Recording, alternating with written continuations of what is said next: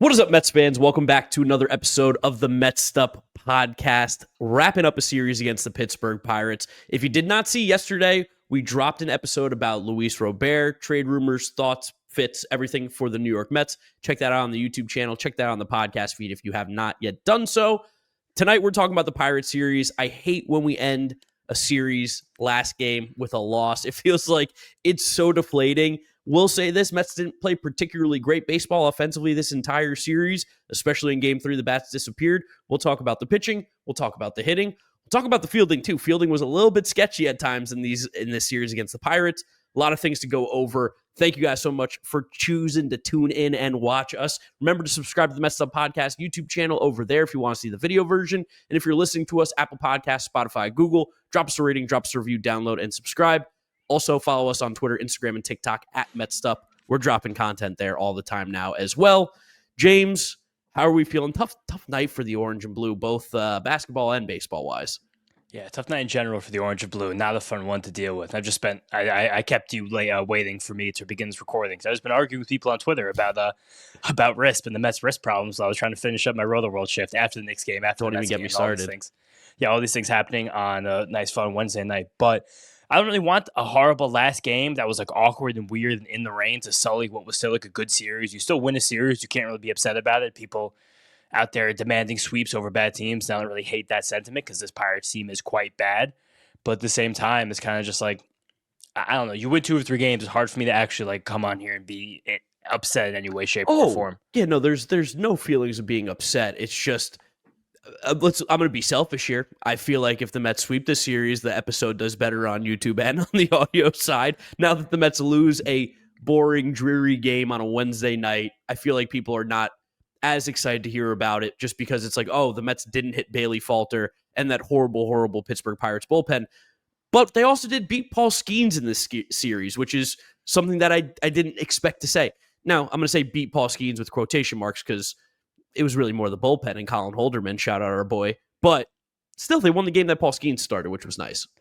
Did they not hit Bailey Falter? I mean, you chase a pitcher in the 4th inning. You have 9 guys on base in under 4 innings. Like, is that really not hitting the guy? Didn't score any runs. This is going to go against your whole, RISP argument because you say RISP is not a skill, and I say it very much is. All right, well then how does Juan Soto get better with RISP? How does Pete Alonso get better with RISP? Better at bats. Okay, well, taking good at bats. Is that not true? Is that not wrong? My guy had some bad at bats with runners in scoring position. That's for sure. I don't remember if it was my guy George or Ethan, just two great Mets Twitter people, but I always confuse them because I feel like they speak about the Mets in a similar way. Sorry for confusing you guys. One of them was like, this has been a problem for a while. I was like, dude, last year the Mets had like the 7th best batting average in the whole league of runners in scoring position. Even this year, right now, while we have, I think, the 25th or 26th highest batting average for the RISP, it's about 222. We have like the 15th highest OPS at around 715. So it's like, it clearly is a situation where these at-bats still aren't that bad. They're drawing walks. They're hitting the ball hard. They're driving the ball. But a lot of these times, the balls are finding gloves. That did happen more than a few times in this game. It happens every single game the Mets play. Again, like in this game, Bailey Falter's out of there in the 4th inning. You've already had 8 base runners. Yeah. And then it just so happens because this was the game that seemed like Carlos Mendoza wanted to get a lot of guys off their feet for a lot of the same reasons that we're mentioning now, where the field was going to be wet. They knew they were going to play through some rain this game, which we'll talk about in a moment. You're facing a left-handed pitcher. We have had a pretty crazy stretch of games without off days in the past month in general. So tomorrow having the off day and not traveling, the idea that they can give guys 2 days off their feet, I think Carlos Mendoza jumped at that opportunity. He was like, yeah, especially a guy like Juan Soto who's played every game this year. A guy like Jeff McNeil and Baty who did get into the game, but they haven't been playing every single day. So it's like, all right, just take a little breather in this game. But in that 4th inning, what turned out to be the biggest at bat in the game, you wouldn't have known it at the time, but Jose Azocar comes up with the bases loaded and 2 out against the of course talented, the vaunted Chase Sugart of the Pirates, and he hits a line drive for an out, and it's like, all right, that's okay. 2-0 against the Pirates. We have 5 more innings of their bullpen. We'll find a way to score. We just didn't find a way to score, and that's kind of, I don't know. That's just baseball sometimes. Yeah, the Mets did hit the ball pretty hard. When Baty came in late in the game, he hit a line drive right back to Tanner Rainey's glove, 106 miles an hour. And the foul ball before that, he crushed down the line. The foul ball before that, the fly ball in the 9th inning, that was a homer in 7 of 30 ballparks that he hit, I think, as well, 106 miles an hour. The at-bats have been phenomenal for Baty, and we'll talk about him a little bit more in depth as we talk about his big games coming up here. But yeah, they were hitting the ball hard, just couldn't find any sort of space to get those runs in Game 3. And again, you mentioned it was a weird one. It was rainy. There was a 10-minute delayed start, 15 minutes, which I don't think I've ever remember seeing that little of a delay. And then it was also annoying too because about 30, 45 minutes into the game, it started raining cats and dogs like crazy. Clay Holmes, of course, is on the mound. Not Bailey Falter. Had to be Clay Holmes on the mound. And he ended up throwing a wild pitch because, again, it was pissing down. It was raining so hard. He was keeping his hand inside of his armpit in between pitches because he wanted to make sure it was dry. Threw a wild pitch. Next pitch to Matt Gorski, who's got one of the weirdest swings I've ever seen. I've never seen someone balance in the air like he does waiting for a pitch. You could really fuck with his timing, I think, if you just hang for a second. Like Johnny Cueto would have a field day with this guy. But he hung a slider, crushed it, hit a home run. That kind of started the scoring for the Pirates. I mean, that was basically the scoring because then Jared Triolo hit one a few innings later. Yeah, those two Jared homers. Triolo. That's kind of it. 2 home runs this year for my boy Jared Triolo. He's been terrible all year. And, of course, him and Isaiah Kiner-Falefa, 2 guys who have been stinking it up, professionally dominate the Mets offensively. That's Gold Glove winner Jared Triolo to you. You respect that, man. IKF Gold Glove winner, too. Yeah, a utility Gold Glove winner for Triolo. I got a little snarky in my Roto World blurbs about this game because when I was writing up Bailey Falter, I said the game was delayed due to rain, then a spot shower turned into a monsoon briefly during the second inning. Luckily for Falter, he only had to deal with the spot shower while Clay Holmes fell victim to the monsoon. Because it did feel like that. Like that as that inning was going on, Clay Holmes was sailing sweeper after sweeper. I couldn't really figure out why for the life of me that he decided to throw another sweeper to Gorski on that 3-2 pitch with the rain again pouring down. Also got squeezed for sure earlier in that at bat. Wasn't making good pitches, but they were pitches that were getting the strike zone, but the umpire was not calling them. It was Carlos Torres. He's terrible behind the plate as well. There was one that was on the border, but then there was one that was basically just almost exactly right down the middle, and he didn't get the strike on it. And he was looking at the umpire like, can you please help me get off the mound right now? This is kind of ridiculous. And then Gorski, who, I mean, I'm not going to tell you Matt Gorski's a good player, but he's got like 85th percentile bat speed, 85th percentile sprint speed, and Big Ten pride, Matt Gorski. So it's something on a horrible team like the Pirates. But again, just like it's a stupid bad game. Amazing that as these weird things keep happening during Clay Holmes starts, he still manages to find 6 innings. Like that was at least cool. Same with Genesis Cabrera giving us 2 more. Clay Holmes has now gone 6 innings in 4 or 5 starts. He's now been like the length guy in this bullpen, which is kind of this rotation, which is kind of ridiculous to think about. But it's just such a terrible, boring game. Yeah, okay. So then let's move on from it. That's it for game 3. You want to talk about anything else? Because I'm good. I mean, I guess Acuna playing center field in the last couple innings was something to note. Acuna jumping to center field. Danielle had his first really good, solid, clean inning of the season where he looked like he was in control. And the Acuna Baty back-to-back warning track shots in the 9th inning was super annoying. But Baty with a 86.7 mile per hour swing speed on that fly ball hit to deep center field that was caught. Wow. He's taking some of the hardest swings in Major League Baseball. And I guess I'm just going to kind of parlay that into talking about Brett Baty a little bit. You guys Let me say one more funny thing about Gorski. Say one more funny thing about Gorski. So that home run that he hit was a home run 29 out of 30 ballparks. You know the ballpark it wasn't a home run? Not PNC. No, Coors Field. Oh, okay. Yeah, weird one. This is a straightforward show, so I'm going to be very straightforward with everyone about PXG. Fastest way to improve your performance on the golf course is to get yourself a PXG golf fitting. Go in there and let the experts help you. I've been using PXG for a few years now, Scotty. They are perfect. I love the way they feel. They fit them perfectly to my swing. They weighted them. They put grips in them. They put shafts in them. They use their heads, and they fit my swing beautifully. They have definitely improved my game. They just recently hooked me up with their new Allen putter, which is off the chain. I was draining putts the other day, left and right. So I definitely say go get your fitting at PXG. Nobody goes golf the way PXG does. Yes, and for a limited time, you could save up to 20% on your entire order. Head over to pxg.com/foul. That's pxg.com/FOUL to save up to 20% on your entire order. pxg.com/foul.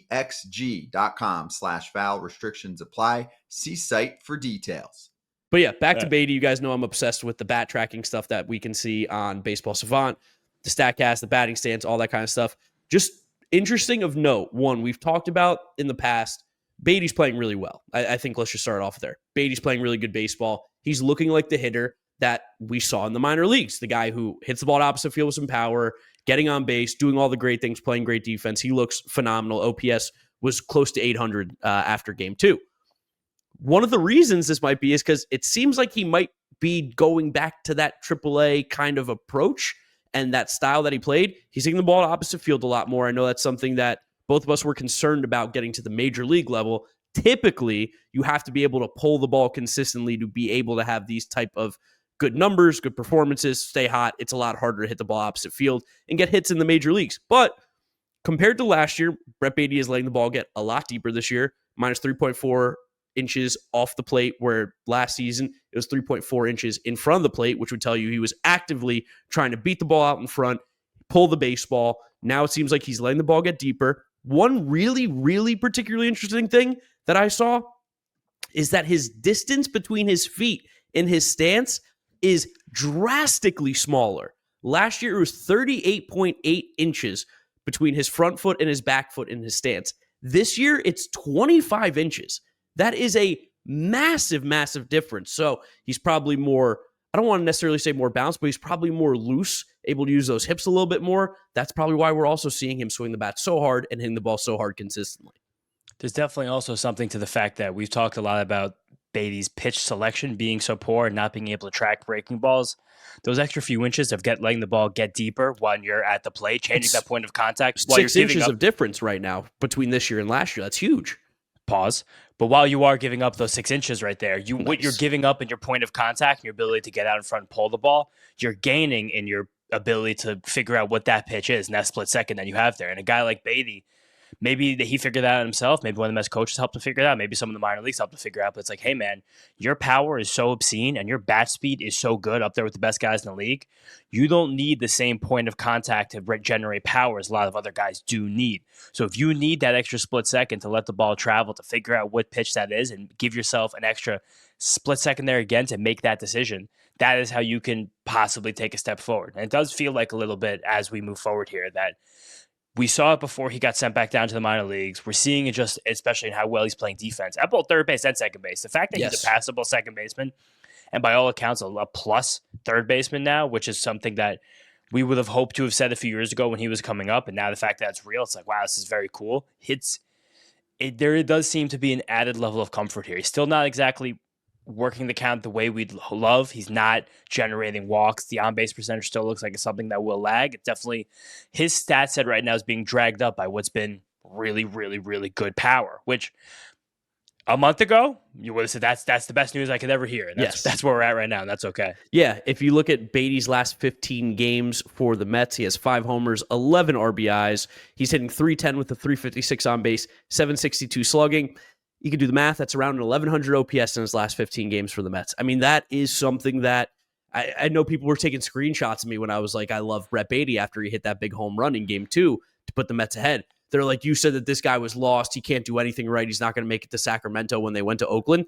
Well, not Oakland, when they went to the A's. Sacramento. Yeah, that was stupid. Holy shit, it's late. But yeah, because he wasn't. Now he is consciously hitting the ball good. He's having better at-bats. Again, he's still not walking, like you said, but maybe the best version of Brett Baty is a little more aggressive, letting that ball get deeper, and not someone who's being patient, getting behind in every single count.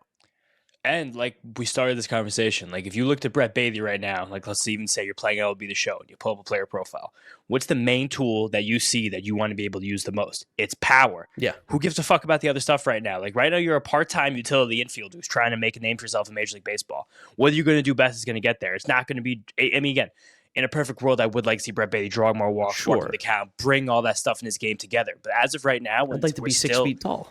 Yeah, same. We're still in the tread water period of Brett Baty's career.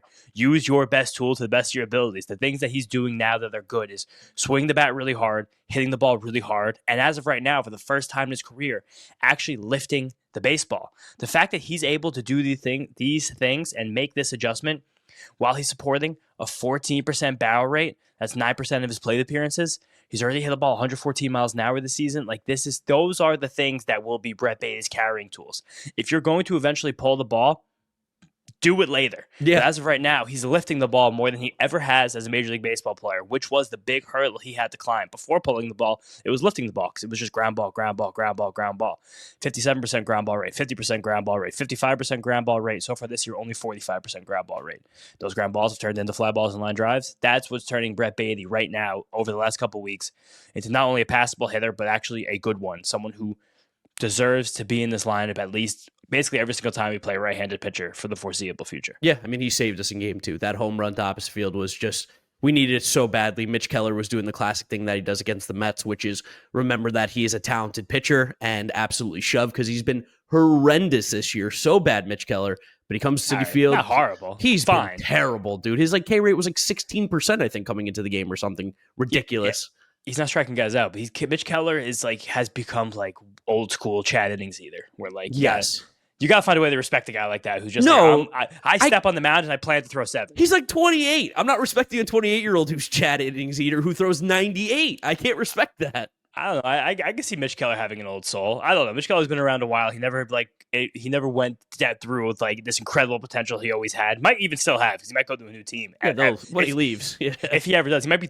Mitch Keller might do the Nick Pivetta where he's 31 years old on some team and it's dang, you're awesome now. But it was a well pitched game by him. I can't take anything away from Mitch Keller. We weren't really squaring him up ever. He was striking tons of guys out, but Baty bailed us out, and that was again you put a guy like him in the lineup. It's nice that we're in a spot right now where him and Mark Vientos can coexist at the same time. It's nice that both of those guys can play relatively every day because Vientos has hit very well for basically going on 30 full days now. So it's nice that I'd rather have Jesse Winker in this lineup more often than not, but it's nice that those two guys both have some runway to just kind of get comfortable because this team is probably the best version of itself by the end of the season with both of those guys capable of starting. Yeah, obligatory Mets'd podcast mentioning what does Sterling Marte bring to this team. That's all I'll say.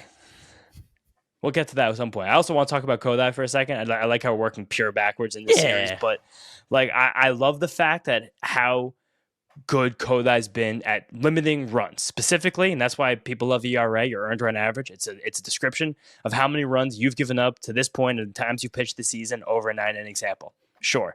And we're seeing all the screenshots of all the Mets creators and all the accounts on Twitter of the last couple of days be best ERA in the league, best ERA in the league, not even close. And it's it is pretty close. One guy's a 1.2, one guy's a 1.6. Those are incredibly close ERAs. Although Yamamoto got smacked around a little bit today by the A's. I think they put up 3 or 4 against them. Tonight, I like how that smacked around. Dodgers have a 4-3 lead in that game. Yamamoto went 6 innings, 3 earned runs. Yeah, so again, he's up to a 2-1. So now I guess this is a big difference now. But I can't find myself. I'm still getting a little bit scared about why does Kodai have to get into trouble every single inning and then have to be a magician every single inning? That's not that fun to watch. No, it's stressful. I think we'd be lying to you if I was this is exactly how I want Kodai Senga to pitch every single game. He's making it work. I'm not going to complain. I'm not going to be ugh, terrible. No, I can't believe what I'm watching. But at the same time, similar to how you would like Brett Baty to walk a little bit more, I think it's safe to say that all of us Mets fans would like Kodai Senga to have a 1.2 ERA, but not have 3 guys on base every single inning. Yeah, it's just, again, it's the stuff that's coming out where people are like, Kodai Senga, officially back, lowest ERA in baseball. That shit makes me cringe because I'm this ERA is a miracle right now. Because in this start specifically, you know how many times he had a guy in scoring position with fewer than 2 outs? How many times? So how many times total? How many innings? He completed 5 innings. Guess how many innings that had? I mean, every single inning, surely. It was 4 out of the 5 innings, including the 6th inning when he left the game. The 2nd inning, then the 3rd inning, where it was 2nd, 3rd, and 1 out, and he managed to strike out IKF on 5 out of the 6 pitches were ghost forks. And the last one was completely ridiculous right before we were going to softball. Then again, the 4th inning, again, the 5th inning. Then he leaves in the 6th inning with 2nd and 3rd and 2 outs before Reed Garrett walked in a run. So it's just this is the results at the end of the day are really good. If you're box score scouting Kodai Senga, and again, you see in this game, the 7 strikeouts were there. 6 hits. I'm sure he scattered them, only 2 walks. This was a great start. But then you watch the game, and every single inning, you're what's going on right now? Ke'Bryan Hayes is smacking triples into the gap. And then but then the flip side of this is I thought this was actually the most encouraging swing and miss stuff he had in any start the season by far. He forced 17 in total. 11 of those came on the ghost fork. He threw 40% ghost forks in this game as well. That's the highest rate of ghost forks he's ever thrown a single start as a major leaguer. But then I also think he was doing that because every single inning his back was up against the wall. And he's let me throw my pitch, which is one of the 5 or 6 best pitches in all of baseball, over and over again because I know these guys will keep chasing it, keep swinging at it in the dirt, and this will get me out of jams. But it's still just not really – it's not a comfortable outing for Kodai Senga. And this also was an interesting series for the Mets for these last couple games, especially because this was, I think, it was definitely the first time all season that Clay Holmes pitched on regular rest, 4 days rest. I also think it was the first time Kodai did. It might have been the second, but I know for sure it was the first time Clay Holmes did. So it was interesting to me with the off day and the ability to push Clay Holmes back a few days that this wasn't a game where a spot starter was called upon. I kind of was waiting for that update all week, and I thought it would have made sense to give Clay even 2 additional off days because he has been pitching deeper into games. And we want Clay Holmes for August, September, especially more so than May and June. So I think there's going to be a conversation that keeps getting had because of how we have some pitchers due back from injury soon. But that was a slight surprise for me. Hey, FT fam, HelloFresh is America's #1 meal kit, Cam, because we're busy and we would like all of the ingredients to cook up something nice and make us look like elite chefs at home. You know what I do? I've got kids in basketball, I've got soccer, I've got baseball. And when they get home, there's a fresh meal and they think, "Oh, Dad, he's so great." Well, no, it's not me. It's HelloFresh. It's nutritious. It's packed full of good nutrients. The kids have good energy, and they look at me like I'm the greatest dad in the world. So make sure you go grab that HelloFresh because you know what? It's doing my family all the good. Cook up dishes like chicken Dijon and pecan-crusted trout, over 100 seasonal snacks, sides, and treats as well. Feel great with meals that fit your spring schedule and make the season even more delicious. Go to HelloFresh.com/FT10FM now to get 10 free meals with a free item for life. 1 per box with active subscription. Free meals applied as discount on first box. New subscribers only. Varies by plan. Yeah, no, I mean, Mendoza's, he's been very much in control. We always make fun of old Moonface on SNY for not asking any questions of substance or anything like that. But in game 2, we did talk to Mendoza. Amazing question. Probably the best questions he's ever asked, talking about in-game strategy, what he likes to do with the infield. And Mendoza was answering it very candidly, which was really cool too, just straight up telling him what his thoughts are, what he wants to do, what the game plan is for the Mets. It depends on the batter. It depends on the pitcher, the situation. Really cool stuff to hear. It was a great job. I hope Steve Gelbs does more of that in the future rather than like, hey, Skyline Chili, let's see if I shit my pants today. Like, I would prefer if there's more of the intellectual baseball talk instead of him being like the clown sideshow. But hey, that was really cool. And I do just blindly trust Carlos Mendoza now. Is that crazy for me to say? No, not at all. And that specific question that he asked, I texted you, I was like, Gelbs is on fire right now. Because Which is a lot for you to say. It was back-to-back innings, that second and third, where the Pirates had, I think the first one was first and third with 1 out, and then it was second and third with 1 out. And with first and third, I think Mendoza, if I remember correctly, brought the infield totally in. And then with second and third, he did not. That kind of bucks conventional wisdom because you figure with first and third, you want to keep the middle infielders back for double play depth. But I believe someone fast was at the plate, and that was his answer for that. But then with second and third, Mendoza was like, "Why didn't you bring the infield in here?" He's like, "Well, early in the game, we have a 1-run lead. If I bring the infield in with 2 guys scoring position, that gives a much easier chance for 2 runs rather than the 1 with the infield in with only the 1 guy in third, no guy in second." So I was like, that was just a candid answer. And every single thing Mendoza does and says, I just keep getting more and more and more trust in him, like echoing what you just said, but still. I'm curious sometimes with some of these other decisions, just like where they come down, how they come down, and what the thinking is as it all relates to one another. Yeah, last thing I'll say about game 2, at least on my side, with Kodai Senga especially, we mentioned it a couple episodes ago when he made his last start. Similarly, it's like we know the ERA numbers are good. We know he's actually pitching well. I can't wait to see when he actually is locked. Yes. In. It's going to be sick. Yeah. And maybe this is kind of, we should be thinking back to more of what 2023 felt like, where it was really touch and go for the first 2 months of the season. And then the second everything was nice and dandy and warm and happy, he just went blazing through the entire second half. So maybe just Kodai Senga is one of the 30 best pitchers in baseball. And we're he's kind a of little finicky, getting scared. Yeah, it's just being a little weird pitching out. Because it was a rainy day Tuesday, too. We know he doesn't love that. I like that Juan Soto stole a base in this game as well. Yes. And I don't like that Francisco Lindor made another error in the 9th inning. Didn't like that. Second game in a row that Francisco Lindor made an error in the 9th inning. Obviously, we're not going to make this a big deal, but I would love for that to stop. I hope we don't, maybe no more 9th inning errors. I think that would be pretty cool. Are we cool with that? That would be a nice deal to make. Me, you, and Francisco Lindor, we could all just shake on that one together. No more 9th inning errors. I'll go to the stadium. You know what? Next game, I'll go to the stadium and shake his hand with him. Like I'm in for that. And then do some fungo work with him. Yes, of course. Make sure we get back out there, get him the flat gloves or whatever he needs. It was bizarre. Both errors were so weird. I think the one in game 2, Tuesday night, that just seemed like a slick field. He tried to make a throw on the run, and he kind of didn't have his footing once he went into the air, and then the ball kind of sails on him. And I get it. Like whatever, Francisco Lindor's made a billion great plays. That was just, especially in a moment where Diaz felt a little bit shaky, like shaky adjacent. And one guy gets on base against Diaz, he's on second, if not on third. And eventually they had second and third, and we're just like, oh, holy shit. But that's where he thrives. He was second and third, you guys are fucked.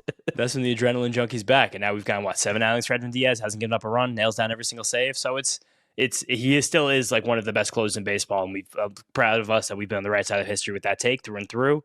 I just wish that sometimes, similar to this Kodai stuff, it would just be a little nicer to watch and be a little easier to handle. It's similar to like when we talked about Soto earlier in the year, or like anybody on this team is like, they're good. They're doing good things. What if they did perfect, amazing things? I think that'd be pretty fun.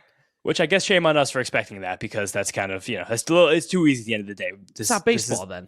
This is still entertainment. It's not just baseball. But yeah.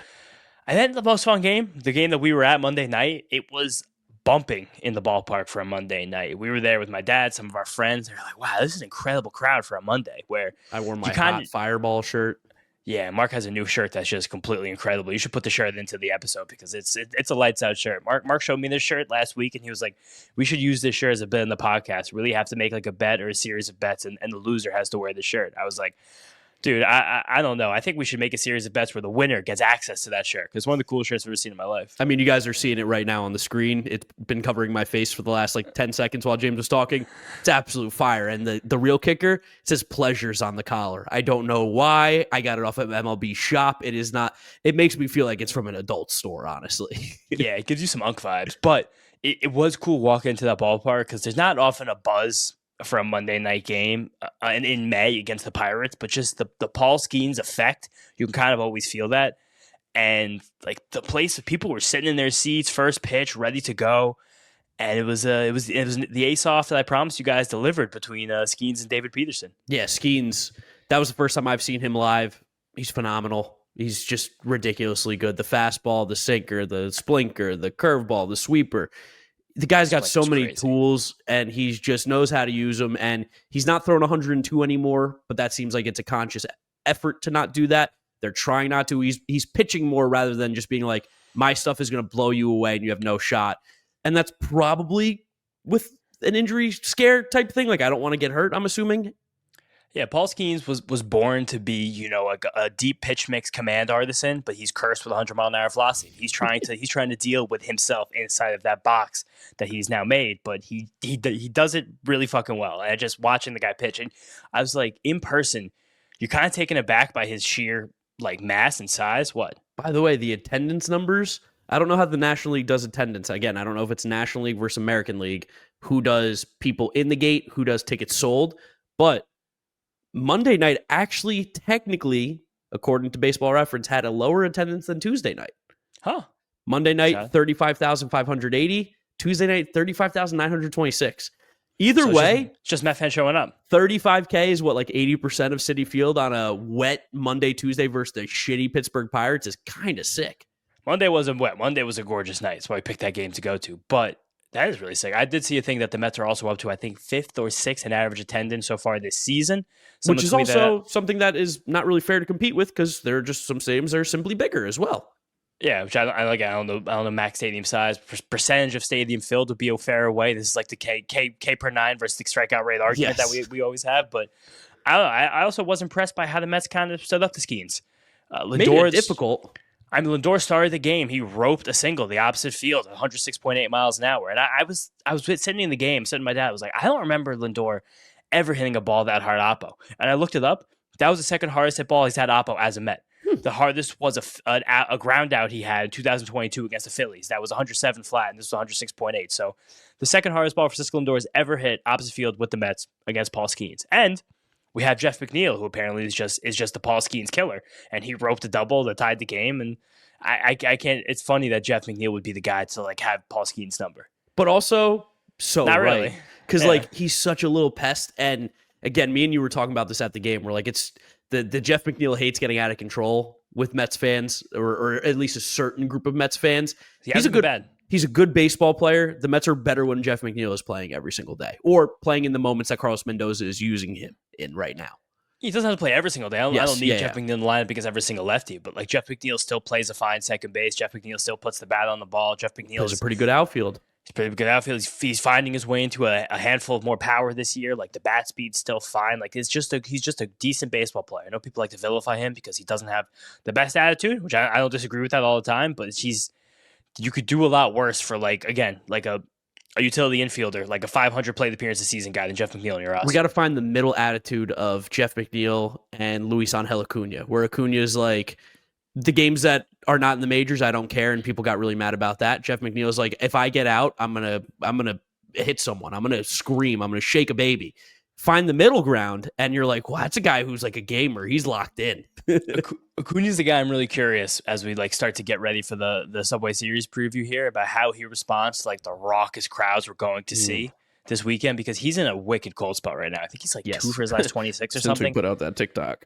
Yes, his OPS has dropped like a clean 100 or so points in the last week, and this is all while he keeps playing different positions well all over the diamond. So it's just there's still no hate for Luis Acuna. He's still an incredibly valuable player, but it is a situation where it's like, all right, what? Just I don't know. It's a rubber meets the road moment where like adjust, they adjust to you, adjust, they adjust to you. Like this is the ebb and flow of a young player in Major League Baseball, especially one with as wild of approach as Luis Acuna has. So I know that he is someone who rises to the occasion and rises to the moment and kind of feeds off crowds and energy and all that stuff. I'm interested to see what happens with him, what games he plays this weekend. If he gets in that bat against a guy like Carlos Rodon, I think that could be a good matchup there. Yeah, no, that'd be a lot of fun. I think the Mets are going to come ready to play, but we'll talk about that again in the Subway Series preview. A little bit more on this game too. I'm just going to talk about Acuna too. That crazy play where he rounded third on Pete's hard ground ball, somehow ended up scoring because Henry Davis, with the worst attempt at blocking the plate I've ever seen in my life. I've never seen a catcher knowingly making the choice to catch the ball behind the thing that he's supposed to stop the guys from touching. I've never seen anything like that. Also, horrendous tag. Luis Angel Acuna, if he slid feet first into the base, would have been even more safe. But I think he was even surprised at how horribly positioned Henry Davis was. I don't know what the Pirates did to this guy. This guy was such a fucking dog at Louisville in college. He got to that organization, and he has been horrendously bad. Ronnie was very critical of that tag play too, just being like, I don't know what the deal is. Henry Davis just taking a page out of my book on my pick and tag at softball the other day. I should have seen it. What a play! That was a nice play by me. But there were so many other weird things that happened in this game too. Like first of all, Andrew McCutchen just playing the outfield was funny. It doesn't happen. There was that ball that I'm pretty sure Vientos put in the gap that McCutchen actually got on his horse and cut off.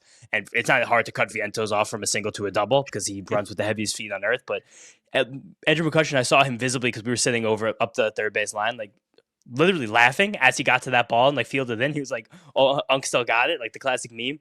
Also, one of the strangest plays I've seen all season. One of the craziest things I've done. I want to talk about David Peterson in a second. He does some good things, but he was pretty efficient in this game. I think one of his more efficient starts in the last month or so.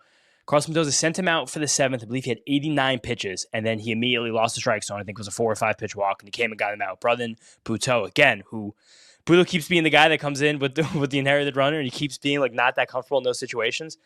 But for some reason, it was Triolo, I believe, on second base, and now we have the new rule in baseball where you can only disengage from the rubber 3 times per plate appearance. And he threw, with a guy on second base, 2 pickoffs to try and get Jared Triolo, who was taking a very long lead. Aggressive. Luis Acuna was on that base, and there was one of the times they really did almost get him.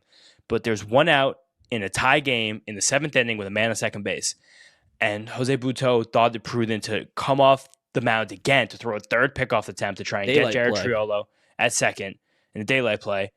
And intentionally balk and give him third base for free in a 1-run game where he eventually scored on, I believe, an out. Or no, he brought the infield in, the ball squared away. And that was how they got the run, where it's just like, why are you doing something where you give them such a blatant opportunity for a team that can't fucking score runs to get an extra run on you late in the game? Yeah, that was bad. Me and you were freaking out. We were like, I can't believe. My dad was losing it. Your dad, that was one of the most frustrated I've ever seen your dad at a game.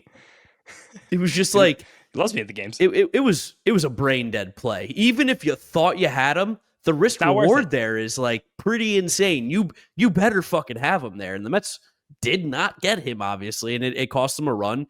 It was very, very stressful. And again, I think similarly, the broadcast was scratching their head, going, "What in the world are we doing there?" Yeah, and luckily the offense got going. The bottom of the inning, and then again the 9th inning, we picked them up. But it was just that was a moment where it's like, I can't imagine whose decision that was. I'm sure it was not Carlos Mendoza. Like that, I don't know. That to me feels like a guy like Buteau is just like squeezing the ball a little tight, really trying to make sure he doesn't give things up, like trying to be perfect, but really made him give up the run. The other thing with Buteau, real quick as well too, can't put anybody away. He can't get a strikeout to save his life. That slider he's relying on so much, and I know this is me being a hypocrite because I hate righty-righty changeups, but I think he's got to show it at some point. Like, he's throwing that slider so much. They know it's coming. It's not a good pitch. No, it's not at all. I mean, it's not a good pitch, but it's not like the worst pitch for him. But it's just that is his only pitch that can generate any kind of swing out of the strike zone, like any kind of chase. So he just kind of has to keep doing that. And that's in that inning of relief where it wasn't easy. He got out of it, gave up the one inherited run. He only got one called strike and 3 swinging strikes, and all 3 of the swinging strikes were against that slider. Yeah, I didn't want that to sully Peterson's start because Peterson was really good. solid. Like, again, efficient, like I said. The Pirates stacked the lineup with 9 righties because luckily O'Neal Cruz was out of the lineup, who is one of the best hitters in baseball. We talked him up and he didn't play a single game this series. Thank Sorry about God. that, guys. But his fastball was great. He leans on that fastball against right-handed batters. He used it as a put-away pitch. It got 6 swings and misses. Changeup was really nice, too. We were at the game with our buddy Jake, who's a real baseball guy. He's done some pretty high-level baseball work in his past. And he was like, wow, that extension that Peterson gets, it's unbelievable. We're like, dude, we know it's He's amazing. like, it's got to be close to 7 feet. And we're like, just a bit over, man. It's just like it's fun having those conversations with friends at the ballpark. But Peterson's great, and it was good. Like, again, standing up to a guy like Paul Skenes, putting us in position to win the games, the best you can ask for from a guy who just keeps getting even more and more solid. Yeah, he keeps you in ball games. David Peterson is the king of keeping you in the game. He loves giving up like 2 or 3 runs when the Mets score like 3 or 4. That's his favorite thing to do. Yeah, and as this game ended, it was stressful for you, my dad, a lot of people in the ballpark who were trying to, at the same time, stream the 30,000 of the 35K there. Yes, there were pockets of people in our section because I think everyone was using a slightly different streaming service to watch the ending of the Knicks Celtics game 4, and you hear yes, 3 Bridges Brunson, just in these little peeps from all around the stadium. You're like, what? Then you look back at your screen and it happens. I was so fixated at the end of that Knicks game that I missed the Brendan Nimmo home run robbery that happened right in front of our faces. And everyone's screaming. I'm like, oh, what? Oh, all right, whatever. But that was funny that was a funny thing happening all at the same time. Nimmo's getting really good at robbing home runs. He does it a couple times a year. He times it up really well, and he's very under control, which is nice to see because that wasn't like the Mike Trout rob the home run catch that you saw in Baltimore like 10 years ago where you're like, holy shit, how did he ever make that play? Yeah. But it was a play where it's like, that's still not a routine play by any means. It was massive. Made Dedniel sweat a little bit, and then Dedniel locked in as soon as he gave up a basically nuke to Joey Bart. But those are the plays that make the difference. We've seen Brandon Nimmo make great plays before. It's good to see that even with his bum feet, he can still go out there and still make some plays like that. Yeah, he's just a good outfielder. As bad as physically as much as he seems to break down, he's also hitting better of late. Like he's still a very good baseball player. Maybe he's not stressed anymore. There you go. That's it. Yeah, we need that. But this was again like then we get to the 9th inning and giving it up in the top, giving up the run, kind of the stressful moments there with Brazoban did a great job again, though. He really didn't do anything wrong. No, he didn't. It was just the error by Lindor that kind of opened it up and gave the opportunity. But then IKF gave it up in the next inning, right? Gave it right back. Did you realize that play was not ruled an error though on IKF? It skimmed across the top of the base. Yeah, I didn't notice that either because at first I saw it. I was like, there's no way that should be a hit whatsoever. Skimmed the top of the base. It completely screwed up the trajectory. It basically made it skip and gave it a low bounce rather than the high bounce that he was expecting. We also have to talk about Acuna's tough play as well, which that was a difficult one. It seemed like he was kind of caught up in the moment, a little inexperienced third baseman. Baseball felt very, very fast for him in that moment. Yeah, and that makes sense for someone who, again, probably never really played third base in his life until a few weeks ago. So that makes good sense. Baty also made a couple nice plays there. Again, we talked about Baty a lot, becoming a really good third baseman. But it's nice to get to the 9th inning, though, in a game that you didn't feel like you had to have, but the game that was so winnable, and a game that you wanted to have. The home crowd was willing it. And then, it was Lindor reaching bases, and that error, not there. A nice hit by Soto in the gap that got Lindor to third, and Pete Alonso just doing it. We talk a lot about how this top of the order is so good that they should be able to single-handedly win us a few games. I feel like off the top of my head, I can count 4 or 5 games. They kind of have done that this year. So it's nice that these 3 who are, I think I'll say defiantly, the second best top 3 of an order in all of baseball right now, they can just kind of be like, all right, we're going to be better. We're going to win a game. We'll see you guys tomorrow. And that's still with Soto not even clicking yet. Yeah.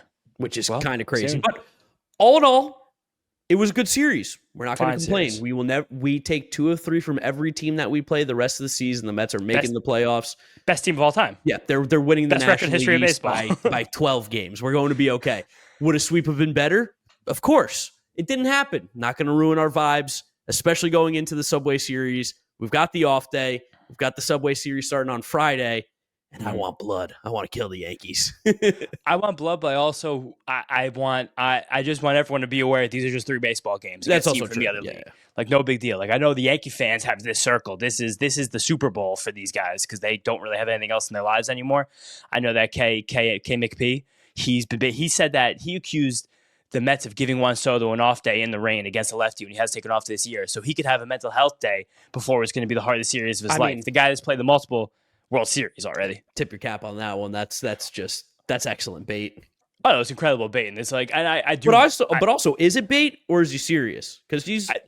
I mean, it's a situation for there's a couple Yankee creators out there, and he's probably the most egregious at the moment, where they know that the only thing they have to keep the lights on right now is to talk about Juan Soto and the Mets, because that's kind of the most exciting thing that's happening for them this year. Most exciting thing for the Yankees, not the guy hitting 400 who's having one of the greatest stretches a right-handed hitter's ever had. It's got to focus on Juan Soto and the Mets. And that's what I was about to say. They kind of lead into this Yankee preview. The fact that this Yankees team got a death blow during spring training, losing Garrett Cole, losing their ace, kind of losing the lightning rod of what was going to be their World Series aspirations in a complete dog shit American League. The team is having a very exciting start to the season. I would say a lot of the players in their team are playing better than expected, some significantly better than expected.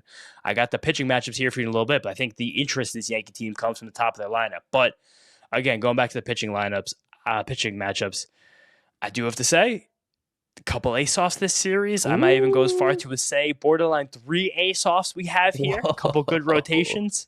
Friday night, all eyes are going to be on this while the Knicks are playing fucking Game 6 at the same time, which just makes me want to, I don't even know. But the good thing with this, Mets win, Knicks win. That's how this works. When the Knicks win, the Mets win. When the Mets win, the Knicks win.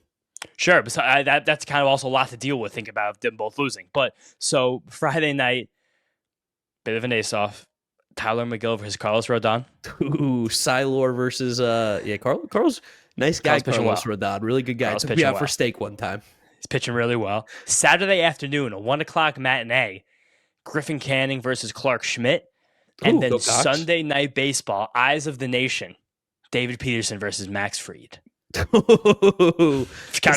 good. We've seen that matchup so many times when he was on the Braves. Way too many times. I'm not excited to face Max Fried again, but Carlos Rodon's having I'll even go as far to say it's very good season. I think that awesome season. I think he's respectfully shut a lot of Yankee fans up who for some reason hated the guy after he kind of grinded his way through the last few years. That when they signed him a couple off seasons ago, and I tweeted out positively about him. Granted, I said I think he's going to win a Cy Young as a Yankee, which might have been a little bit crazy, but they were like, "You're an idiot," you know what you're talking about. And they love going back to that tweet. I'm like, "Hey, dummies! I'm saying a guy you signed is good. Why are you mad at me? I don't understand." And I supported the Fried signing too. I was a big like, this is a great move. I mean, Carlos Rodon is very good. Carlos Rodon's done some cool things this year where the Yankees have been kind of lauded in the past for their ability to like help guys out, like fine tune some pitches. I know that we have their old assistant pitching coach, Desi Druschel, and he's probably helped a lot of our guys develop some new pitches, but it seems like the Yankees might still have that skill internally because Carlos Rodon this year has it's like the best his changeup has ever looked. He's very comfortable against right-handed batters. Also, he brought his sinker back from the dead. He hasn't meaningfully used that pitch since 2018. That's like 3 full arm surgeries ago for Carlos Rodon. Like literally a lifetime ago for the guy, and now he's bringing that pitch back and using it like a good bit, like 15-20% of the time against left-handed batters. Like it's just, he's a solid pitcher. He's a hard guy to square up. He has a lot of weapons. The slider is still disgusting. The fastball velocity is still up around 94-95, which from a lefty is one of the top in the entire league. Like he's fucking good. Clark Schmidt has not been that good so far, but I think we also trust him as like a mid-rotation guy. And Max Fried right now looks like one of the best pitchers in baseball. Yeah, it's a real shame. He's basically the AL Cy Young frontrunner along with Tarek Skubal because the guy goes so fucking lights out. It's crazy. His ERA is like basically under 1 at the moment, I think. Yeah, 1.11. He's got the lowest ERA in Major League Baseball. He looks like a freak of nature right now. It's a good thing we're not an ERA podcast. Good thing we're not an ERA podcast. But I believe Max Fried's ERA because he has low ERA every single year. And he never really strikes that many guys out, but he never, ever, ever gives up any runs. And this is a podcast that definitely respects Max Fried. Enough. We respect him enough. Yeah, but then you get to the Yankee lineup, and I got to say, this Yankee lineup is, I think, one of the most fascinating in baseball this year. Because it's crazy. I could talk about all these guys for 15 minutes about what I like that they're doing and why I also don't think it's going to make any sense once we get to July.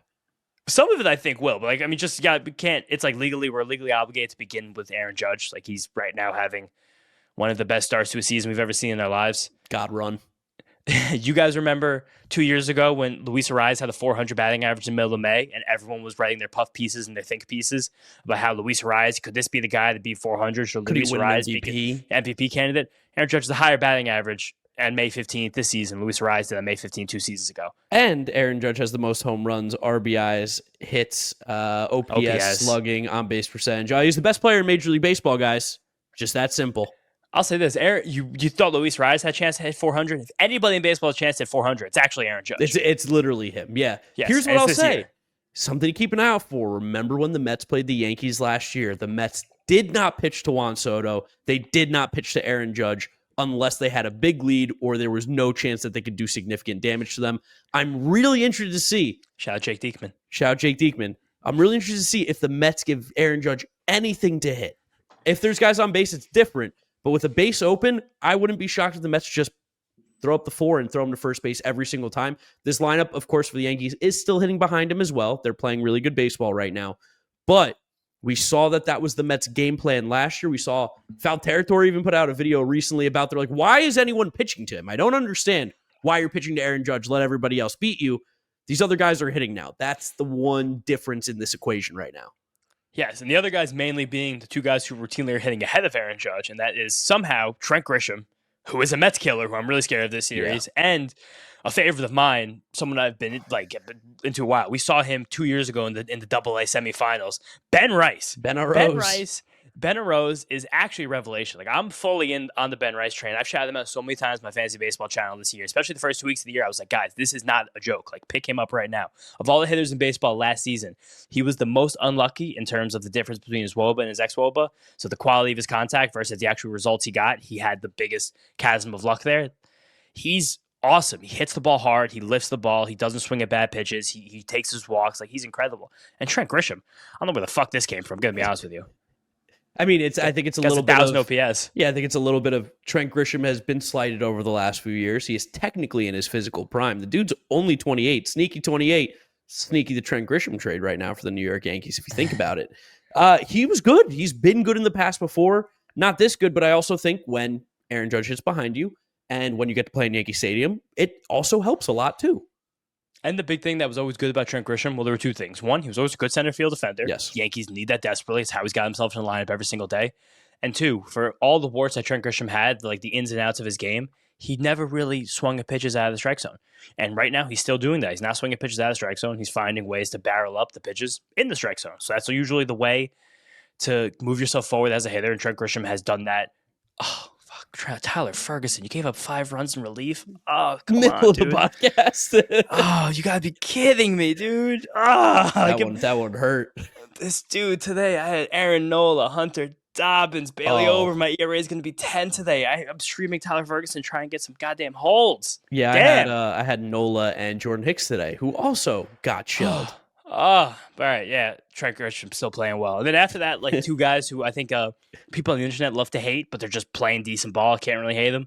Anthony Volpe and Jason Dominguez. Your favorite, Mr. Singles. Mr. Singles having a good season. He's still playing good shortstop defense. He's like, yeah, he's not.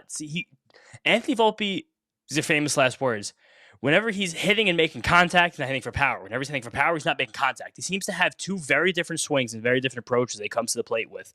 And he can't really ever find a way to blend them all and actually be like the true very good player that Yankee fans still hope he will become. But it's still, when he does like half and half of each, like Jekyll and Hyde, like it still winds up being a pretty good player at the end of the day. Yeah, he's someone who when he's not going right, he's like unplayable at the plate. But when it's going right, you're like, God damn it, how does this guy keep doing it? Like he gets some of the craziest hits and home runs that I've seen in a while, but he makes it work. He's got a basically 120 WRC plus, I think, on the season right now. Paul Goldschmidt, another guy who owns the Mets historically, loves playing against the Mets. Was written off, but he's doing that weird thing where I don't necessarily know how actually sustainable it is for him to play at this level. Well, it's not sustainable. Paul Goldschmidt's not going to have a 350 batting average. Like, there's no fucking way that happens. Well, of course. Like, his bat speed is down again, but it's down. Still good. Still fine. He's completely given up, like, hitting for power, though. Like, not doing his bat speed's not down. It's the exact same it was last year, 72.5 miles an hour. He boosted it up then. At one point, it was down in the season. Yeah, it's the exact same. 2 years. But it's even actually faster than it was 2 years ago in 2023. we've seen him deteriorate as the season goes on. Unfortunately, we're playing him in May, so he's in his prime right now. Oh yeah, I think Paul Goldschmidt will be a fine baseball player for this season. I think by the end of the year he winds up with a 750 OPS and 265 average. Yeah. Which if you told a Yankee fan that in January, they would have signed up for it in a heartbeat. Like he's still Maybe not think- them, but like I think everyone else in baseball. 275. I mean, yeah, someone a Yankee. You're fan talking that about knew- Ani Miles, you know. Yeah, it's true. A Yankee fan who knew what they were talking about, which is probably like 1% of them. But that's still good. And then you get to the Yankee bullpen. This is where things actually get a little interesting because you guys remember that they made a huge trade in the offseason. Mark dubbed it as one of the biggest ripoffs like ever in the history of baseball as a trade. I So did. Devin Williams, closer of the Brewers, who we all remember, he allowed us to go to the NLDS. We thank him for that. But he has been worse than he usually has been in his career to this point, is how I'll say that. Yeah, no, he definitely has been worse than he usually has been to this point in his career. It's been a little shaky. I'll tell you this though. What if I told you that since May 5th, he's lowered his ERA by almost two full runs? That's awesome. I mean, that's kind of like how this week alone, Daniel Nunez lowered his ERA by 30 runs. Yeah. I mean, Imagine that. sounds like guys who are pitching on the up and up. Those are guys who are pitching well right now. But then past him, the Yankees did this thing this offseason, which sometimes I think the Yankees get really obsessed with granular shit, where for some reason, if you looked up and down baseball right now and you were like, you have to find me the 5 right-handed relievers with the best changeups in the league. I think they're all in the Yankee bullpen. I don't know how or why that happened. Devin Williams. I can't believe it's an accident because it's Devin Williams, it's Luke Weaver, it's Fernando Cruz, it's Mark Leiter Jr., and it's probably Ian Hamilton with the Convio. Like those are probably, as far as right-handed pitcher, right-handed reliever changeups, I'd be like, yeah, those are the guys I'm looking out for. For some reason, they're all in the same bullpen. They're all in the Yankees. Like I don't know how that happened, but Fernando Cruz has a crazy changeup. Ian Hamilton has a crazy one, but he has not gotten the best results. Luke Weaver still looks like the relief ace that he became last season. He has an amazing changeup, always has. Like they have it's a super interesting mix of guys back there, and some that I don't know. I think it's gonna be a bit of a chaos series. I think when the Mets and Yankees play, it's always a chaos series. These are two pretty good lineups, And at Yankee Stadium. and Yankee Stadium, the Arcade Stadium. It's going to be fun. I'll say that lightly. You mentioned you're interested to see how Acuna handles. I'm really interested to see what goes on with Juan Soto. I'm not at all. I think it's gonna be the same as it always has been. I'm interested to see if he like gets more juiced up and he like goes nuclear. I'm interested to see if he expands the strike zone a little bit more. Like this is something that us as Mets fans have not got to experience yet with Juan Soto, which is like a Emotion. true like we're used to being the fans that boo him, and when we booed him, he shit down our throats and was like, "How about put it on the Shea Bridge?" I'm interested to see what happens now when he's on our side and he's getting booed. We've never really seen that for almost any of our players ever. No, I mean I don't think that the Mets have had. I mean, I think people hate the Mets. Like people hate Pete Alonso, but it's not really warranted. Yeah, but or those people deserved. are like the people who hate Pete Alonso are exactly what they think Pete is, which is corny. When you Yeah. actually realize that Pete's like the fucking man. He's such a like dumb idiot. I love him. I love him so much. I think it's Philly fans are the ones that really hate Pete. I guess Brewers fans probably actually And should be the ones I think that Braves hate Pete. fans too, because of the Bryce Elder stuff, even though he was right. Yeah, Bryce Elder had another good game tonight. Actually, How was which that is even funny. possible? But he's 4.5 ERA this year. It's crazy. We'll probably use Griffin Canning in that spot. But maybe this does just like shake what Soto needs to shake loose. Yeah. Like maybe this actually finally gets him over that last hump. Does he pull out the shuffle, you think? Is this when he pulls it out? Is this what he's been waiting for? I think he might. I think that Rodon's an interesting matchup for him just because he has a lot of stuff that he uses against a lefty. And throws a lot of Rodon will pitches come at up the strike and in. zone. Rodon will come up and he's not scared to throw fastballs into lefties, but he will not throw many pitches in the strike zone. Yes. Big part of Rodon's game is the chase, and that's something that Juan Soto does better than anybody else in the league. So I am curious how that works. I'm curious if we get a moment between Judge and Soto before the game because things seemed really awkward for them when things ended last year. Like I'm super curious. There's going to be a lot of hoopla and a lot of fanfare around these games, probably more than there should be. But it's Mets Yankees, and this is the first time that there's actually true two-side animosity in this series. There's a lot of juice. Yeah, there's a ton of juice, and I think this is the first time that a Yankee fan would ever openly tell you that they hate the Mets. I don't think it's ever happened before. I think They would be, I think, warranted to hate them. Where in the past, it's like that's like you're punching down. Now it's like, oh, I get it. We took their lunch, so now we took their lunch money. So now it's like they probably should hate us. Like, so I'm curious as to how. I'm a little bit worried for Mets fans in the ballpark. If you guys are going to the game, be careful. Calm Chill out a little bit. These Yankee fans are animals, and they're dying to get into a fight. I think that's what they want to do most. So everyone just be safe, be careful, like handle yourself, be a Mets fan, cheer. If you feel a situation happening, people in those bleachers, just, it's very easy for them to gang up on you. Be the bigger man. Bleacher creatures. Remember that. Just be the bigger man, be the bigger person. It's only a $75 ticket to get in there. Whoa, so that's actually way cheaper than I thought. Cheapest ticket in the ballpark right now. If you want to go down low, you're looking at 120, 130. But that's the ticket that ESPN, that StubHub lists on the ESPN schedule. 78, 78. City Field's gonna be the expensive ticket. It seems like they're listed as 90 right now. Wow. The cheapest ticket in the ballpark. Keep in mind. I guess that's kind of fair for a regular season baseball game. One more thing to add for the Subway Series on my part. I'll let you have more if you have any. Francisco Lindor owns the Yankees. He lives and breathes to kill the Yankees. He's done it in the playoffs. He's done it in the regular season. He's played 53 games of regular season baseball against the New York Yankees. 12 homers, 18 doubles, 28 RBIs, a 981 OPS with a 320 average and 400 on base. He loves playing the Yankees. He steps up big time. We know that. He steps up big time in big games. He especially loves it against the Yankees when the bright lights are really, really on. Yeah, we got a couple national TV games. So just, again, this all is going national to be TV games. They're all Friday is too. I'm pretty sure there's no SNY this weekend. I think Friday is Apple TV. Oh, stop. No. Is it not? No. Oh. It's not listed on ESPN.